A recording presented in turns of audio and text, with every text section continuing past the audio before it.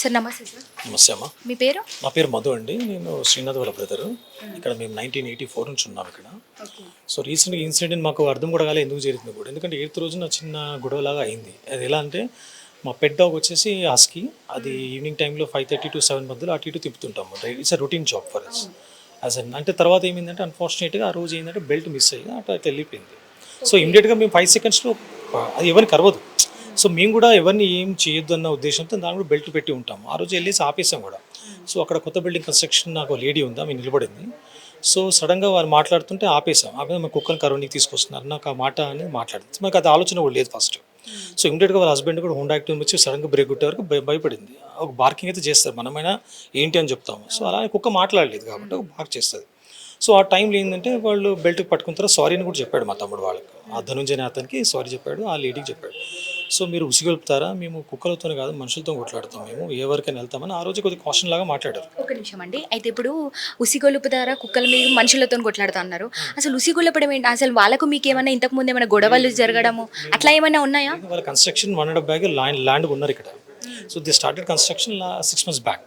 So వాళ్ళ ఫేస్లో నేను ఎప్పుడు చూడలా. సో ఎందుకంటే మా ఇంటి వాళ్ళు మార్నింగ్ ఆఫీస్కి వెళ్తారు, ఈవినింగ్ వస్తారు, పిల్లలు కాలేజ్ పోతారు, వస్తారు. వాళ్ళ వేరే మనకు చేసే ప్రోగ్రామ్ కూడా ఉండదు. సో వాళ్ళ రొటీన్ జాబ్ ఇంట్లో ఉండడం, బయట ఫ్రెండ్స్తో ఉండడం తప్ప. సో వీళ్ళు మేము ఎప్పుడు చూడలా. గత 20 days చూస్తున్నాం. ఎందుకంటే మెటీరియల్ వస్తుంది, వాళ్ళు వస్తున్నారు, చూస్తున్నాము. సో మనం ఇట్లాంటి మనుషులను మనకు తెలియదు కూడా. ఎప్పుడన్నా అట్లా అంటే మొన్న గొడవ కన్నా ముందు ఎప్పుడైనా మాట్లాడుకోవడం, ల్యాండ్ ఉన్నప్పుడు అంటే ల్యాండ్ వేరే వాళ్ళు కారు పెట్టేవాళ్ళండి. అప్పుడు మేము విన్నాము. మా ఊరుతా ఉండేది. మా ల్యాండ్లో కారు పెడితే అద్దాలు బలు కొట్టేస్తాను, అంట పెట్టేస్తాను, నా రేంజ్లో కూడా వెళ్ళింది ఆమె. గడ్డే బండ్లు వేస్తాను ఒక 1.5 year బ్యాక్. అది మేము చూస్తాం. వాళ్ళతో మనకి ఎందుకు వేరే ప్రొఫెషనల్ లైఫ్ మనకు అవసరం లేదు అది. అందుకు మనం పట్టించుకోవాలి. సో ఈ ఇన్సిడెంట్ తర్వాత పోలీస్ స్టేషన్లో కంప్లైంట్ వెళ్ళింది. ఇరు వర్గాల మీద కంప్లైంట్ అయింది. అండ్ సిఏ గారు కొద్దిగా ఉండండి, ప్రాబ్లం లేదు, మేము చూసుకుంటామని చెప్పారు. ఎలక్షన్ వాళ్ళు బిజీ ఉన్నారు, వాళ్ళు జాబ్ చేసుకోలేదండి. సో మేము కూడా వాళ్ళు చెప్పిన ప్రకారం మేము ప్రవర్తించాం. ఇంట్లోనే ఉన్నామని. వాళ్ళు ఏంటంటే పిల్లలు లేరు, 3 days ఫ్రెండ్స్తో వెకేషన్కి వెళ్ళారు. కార్లు చూసి వాడి మీద అటాక్కి 3 days నుంచి రెక్కి చేశారు. సో ఫార్చునేట్గా ఏంటంటే రాత్రి కుక్కను తీసుకుని ఇటు వెళ్ళారు. మీరు వీడియోస్ పంపిస్తాను మీకు, చూడొచ్చు మీరు. ఆ వీడియోలు ఏంటంటే వాడిని కుక్కను ఉసుకుబడికి వీని ఉసుకుబడికి కొట్టేసి మాకన్నా ముందే పోలీస్ స్టేషన్కి వెళ్ళిపోయారు. వాళ్ళే కొట్టేసి వాళ్ళే మీ మీద దాడి చేసి వాళ్ళే పోలీస్ స్టేషన్కి వెళ్ళారు. వాళ్ళు ఇట్లా చూపిస్తున్నారు, చిన్న చిన్న గాయాలు, ఇక్కడ మర్డర్ చేశారు, అక్కడ చిన్న చిన్న గాయాలు చూపిస్తున్నారు. ఫస్ట్ పోలీస్ వాళ్ళు కూడా మమ్మల్ని నమ్మలా. మీరు ఒక్కసారి ఇన్సిడెంట్కి ప్లేస్కి రండి సార్, చూసినాక మా గురించి మాట్లాడండి, మేము తప్పిస్తే మాకు శిక్షించండి అనే ఉద్దేశంతో పోయినాం. ఎస్ఐ గారు వచ్చి చూడగానే షాక్ తిన్నారు. ఫస్ట్ వాళ్ళు షాక్ తినేసి వాళ్ళు మొత్తం ఇక్కడ బ్లడ్ ఉంది అక్కడ చూసి ఇమీడియట్గా సీఏ గారిని పిలిచారు. ఆ టైంలో సీఏ గారు మీరు రండి అంటే వాళ్ళ సార్ కూడా వచ్చారు. సో ఎంక్వైరీ చేసి మాకు DVR హార్డ్ డిస్క్లని ఇచ్చాము, మన కెమెరా ఉంది. సో దాన్ని చూసి వాళ్ళ మీద కొద్దిగా కంటెంట్ చేశారు. So they have taken it as serious note, they have done the investigation. అంటే ఇప్పుడు నార్మల్గా గొడవలు లేదు, ఇది ఏం లేదు, ఒక్క విషయంలో ఇట్లా జరిగిందని చెప్తున్నారు. అంటే ఒక 5 secondsలో బయటికి వెళ్ళడము ఇదంతా జరిగింది అంటున్నారు కదా. వాళ్ళ ఇంట్లోకి ఏమైనా వెళ్ళిందా?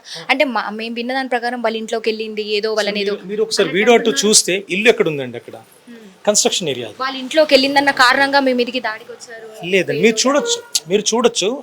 ఇప్పుడు డాగ్ ఎక్కడికి వెళ్తుందండి? ఒకవేళ డాగ్ బయటికి వెళ్ళాలనుకుంటే వాళ్ళ ఇంట్లోకి వెళ్ళలేదు. అప్పుడు అక్కడ అది ఏంటి రా మెటీరియల్ చూస్తుంది డాగ్.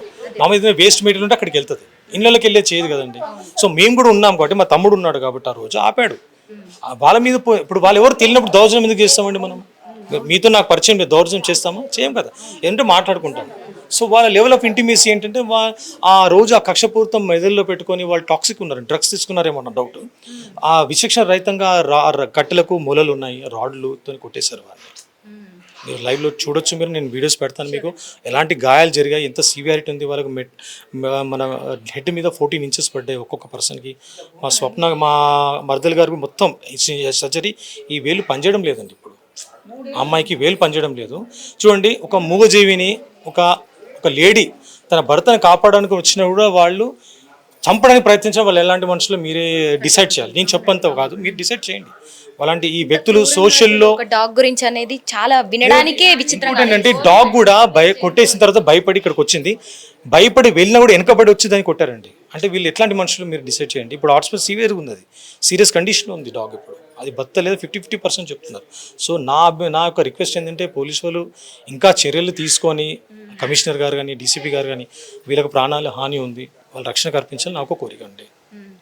ఎలా ఉంది ఇప్పుడు మన మీ బ్రదర్ పరిస్థితి సర్జరీ ఏంటంటే కొద్దిగా ఐసీయూలో ఉన్నారు వాళ్ళు.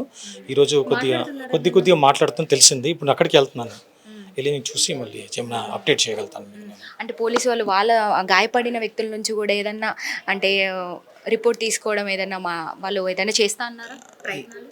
ఇప్పుడు రిపోర్ట్ అంటే ఆల్రెడీ సబ్మిట్ చేసాం కదా. ప్రస్తుతం గాయపడిన రోజైతే మాట్లాడే సిచ్యువేషన్లో ఉండరు. సో ఇప్పుడు వాళ్ళ దగ్గర నుంచి కన్ఫర్మేషన్ ఎస్ఐ గారు వచ్చారండి ఈవినింగ్. ఎస్ఐ గారు వచ్చినప్పుడు ఆయన స్ప్రోలో లేడు. మేబీ వాళ్ళ ఇన్వెస్టిగేషన్ ప్రకారం వాళ్ళు ఈరోజు వెళ్తారేమో తీయడానికి. అది మాకు ఇంకా సిఐ గారు ఫోన్ చేశారు. సో నేను వాళ్ళతో మాట్లాడి నేను హాస్పిటల్కి వెళ్ళాల్సి ఉంది. ఏంటి ఇప్పుడు వాళ్ళని కస్టడీలోకి తీసుకున్నారా లేకపోతే అట్లా వదిలేసారా? ఏంటి పరిస్థితి ఎలా ఉంది? వాళ్ళని కస్టడీ తీసుకుని రిమాండ్ కూడా చేశారు. నేను ఈవినింగ్ యాజ్ పర్ ప్రాసెస్ చేశారు, పంపించారు. వాళ్ళు రిమాండ్ చేశారు. ఎవరెవరిని పంపించారు? ధనుంజయ్, ప్రవీణ్, ఇంకొక ఇద్దరు వాళ్ళ మరిది, వాళ్ళ తమ్ముడు, వాళ్ళ ఫ్యామిలీ మెంబర్స్ వాళ్ళందరూ. అంటే మొత్తం కుటుంబమే దాడికి వచ్చేసారు. అవునండి, అటాక్ చేశారు. ఒక్కొన్ని చూసి అటాక్ చేశారు. ఎందుకంటే వాళ్ళ పిల్లలు లేరని తెలిసింది వాళ్ళకు. 2 days నుంచి కూర్చున్నారు వాళ్ళు. సో ఎలాంటి టాక్సిక్ లెవెల్లో మనకు తెలియదు. వాళ్ళ మీరు ఆ వీడియో చూస్తే మీకు అర్థమవుతుంది వీళ్ళు కామన్గా ఉన్నారా, టాక్సిక్లో ఉన్నారా తెలిసిపోతుంది. అంటే ఇదంతా ప్రీ ప్లాన్డ్ ఏమైనా చేసి ఉండొచ్చు. ప్రీ ప్లాన్ అండి. ఇప్పుడు ఎందుకంటే ఇప్పుడు టైం చూసుకొని వాడు ఒక 3 days నుంచి వాళ్ళ వెనకాల పడి చూసి ఎలా చేస్తూ కనుక్కొనే కదండి ఇవన్నీ చేశాడు. అంటే ప్లాన్కి ఎలా అవుతుంది, వాడు ఒక్కడు ఎలా దొరుకుతాడు వాళ్ళకు. ఈ know the everyday activity of my brother. So దాన్ని బట్టి వాళ్ళు అటాక్ చేశారు, టైం బట్టే చేశారు వాళ్ళు. అది మర్డర్ చేయడానికే ప్లాన్ చేశారండి. కుక్కని కానీ మొత్తం వాళ్ళు చెప్పారు. 8,000 కంప్లైంట్ చేసినప్పుడు నిన్ను చంపేవారు, నువ్వు వదలను రానా స్టేట్మెంట్ కూడా పోలీస్ స్టేషన్ ముందే ఇచ్చాడు. నేను కూడా వెళ్ళి అడిగా, మా తమ్ముని చంపుతావు అంటే ఏంటి ఆ పోలీసులో మాట్లాడే విధానం ఇదేనా, మీకు పోలీసులు కూడా భయం లేదా, లీగల్ మీద భయం లేదా అన్నట్టు వాళ్ళు మా పోలీస్ స్టేషన్ నా మీద ఎగిరారు. అది కూడా ఇన్ఫార్మ్ చేశాను ఎస్ఐ గారికి ఆ విషయం కూడా. ఏమనుకుంటున్నారు మరి వాళ్ళ నుంచి? ఇప్పుడు ప్రస్తుతం రిమాండ్కి పంపించారంటున్నారు. మరి అంటే ఒక రిమాండ్కి పోతే చాలా, లేకపోతే వాళ్ళ నుంచి మీకు ఏమైనా కావాలా? ఎందుకంటే దాదాపు ఒక 3 కూడా ప్రస్తుతం ప్రాణ హానిలో ఉన్నారు. ఏంటంటే వాళ్ళు హెల్త్ క్యూర్ అయ్యి వాళ్ళు రావాలని నా కోరిక. అండ్ యాజ్ వెల్ as వీళ్ళ మీద తగిన చర్యలు ఎట్లా తీసుకోవాలంటే వాళ్ళు నెక్స్ట్ టైం తిరిగినప్పుడు మనము ఎవరు హాని చేయొద్దన్న ఆ మైండ్లో రావాలి. వీలే కానీ ఎవరున్నా అలా రావాలి వాళ్ళకు. నాకేంటే వాళ్ళ సేఫ్టీ ప్రకారం ఆలోచిస్తున్నా ప్రజెంట్గా నేను. వాళ్ళ రక్షణ కావాలి. దాని నుంచి నాకు కమిషనర్ గారు కానీ డీసీ గారు నా రిక్వెస్ట్, వాళ్ళకి సపోర్ట్ చేయాలని. అంటే వాళ్ళు ఇప్పుడు ఏమన్నా మనీ డిమాండ్ చేస్తున్నారా మీరు వాళ్ళ నుంచి? ఎందుకంటే ఇప్పుడు దాదాపు అమ్మగారు కూడా అంటున్నారు చాలా ఖర్చు అవుతుంది, వాళ్ళ నుంచి మనీ కావాలా, అట్ ద సేమ్ టైం వాళ్ళని జైలుకి పంపించాలి. మనీ గురించి కాదండి, వాళ్ళకు చట్టరీత్యా చర్యలు తీసుకోవాలి. మనీ ఈరోజు డబ్బులు ఉంటాయండి, రేపు ఉండవు. ప్రాణాలు అయితే డబ్బున్న ప్రాణాలు లేకపోతే ఎందుకంటే ఆ డబ్బు మనకి ఏం అవసరం ఆ డబ్బుతో. మనకు వాళ్ళు మంచిగా ఉండాలి, హెల్త్గా ఉండాలి, తిరిగి రావాలి. వీళ్ళకు సేఫ్టీ కూడా కావాలి. మా ఫ్యామిలీకి సేఫ్టీ కావాలని నా కోరిక, ఇంకేం అవసరం లేదండి మాకు. మరి దీని మీద కంప్లీట్గా యాక్షన్ ఎప్పుడు తీసుకోబోతున్నారు? పోలీసు వాళ్ళు ఏమన్నా విచారించేమన్నా దీని మీద? మీరు ఏంటంటే ఇది ఇప్పుడు వాళ్ళు పంపించారు, రిమైండ్ చేశారు. అది మీరు పోలీసు వాళ్ళని అడిగి తెలుసుకోవాలి. ప్రాసెస్ ప్రకారం వాళ్ళు ఎలా వెళ్తున్నారు మనకు అంత ఐడియా లేదు. సో మనం వాళ్ళని అంటే ఇప్పుడు అంత ఈజీ ఇచ్చేసి వదిలేలేం కదా, మరి మీరు ఎట్లా తీసుకోబోతున్నారు? ఇప్పుడు అది కోర్టుకి వెళ్తుంది కదండి. దాన్ని బట్టి మనం ఒక అడ్వకేసీ తీసుకొని సజెషన్ తీసుకొని ముందుకు వెళ్తాం మేము. అంటే పోలీస్ స్టేషన్లో కూడా అమ్మగారు చెప్పారు ఇందాక ఎలక్షన్ డ్యూటీ పడిందని చెప్పేసి ఎవరు కూడా లేరు దీని గురించి అని. అంటే ఏమన్నా పెండింగ్లో పెట్టారా? లేదండి, అది 8th రోజున ఇన్సిడెంట్. అది పెండింగ్ అయింది 8th రోజున కేసు. ఇది 14th జరిగింది కదా. దీని మీద చర్యలు ఇమీడియట్గా తీసుకున్నారు పోలీస్ వాళ్ళు. They done investigation, they have done the formalities also. అది వాళ్ళు ఇమీడియట్గా యాక్షన్ తీసుకున్నారు వాళ్ళ మీద. ఇప్పుడు ఇంత గల్లీలో ఇంత ఇన్సిడెంట్ జరుగుతుంటే కూడా గల్లీ వాళ్ళు రావడం ఆపడం ఇలాంటివి ఏం జరగలేదా? నార్మల్గా మీకు ఎవరితో పరిచయాలు లేవా ఇక్కడ? ఇక్కడ అందరు పరిచయాలు మేడం. ఇక్కడ ఏంటంటే భయస్తులు. ఇప్పుడు చాకు పట్టుకున్న వాళ్ళు అటాక్ చేయని కోసం మీరు ఏం చేస్తారు మేడం? నాకేమైనా అయితే భయపడతారు. అలా ఒక లేడీ పక్కన లేడీ వచ్చి ఆమె వీళ్ళని వచ్చి కాపాడిందంటే ఆమెని మీరు మెచ్చుకోవాలి. ఆమె ఒక లేడీ, ఒక జనాలు 10 మంది మొగోళ్ళు ఉన్నారు, ఎవరు రాలేరంటే ఒక లేడీ వచ్చి కాపాడితే ఆమె నేను హ్యాట్స్ చెప్పాలి. ప్రాణభయం ఉంటుందండి. నా వాళ్ళు చచ్చిపోతే నాకేందన్నా. ఇక్కడ మనం ఎట్లుంటే ఈ సొసైటీలో లేము ఇప్పుడు. అప్పట్లాంటి సొసైటీ కాదండి. ఎమోషనల్స్ బాండింగ్ లేవు ఇప్పుడు. ఎవరిది వాళ్ళదే. ఇప్పుడు పొడిచిపోయినా చూసుకొని వెళ్ళిపోతారు, ఫోటోలు తీస్తారు, అంత ఏం చేయలేరు వాళ్ళు.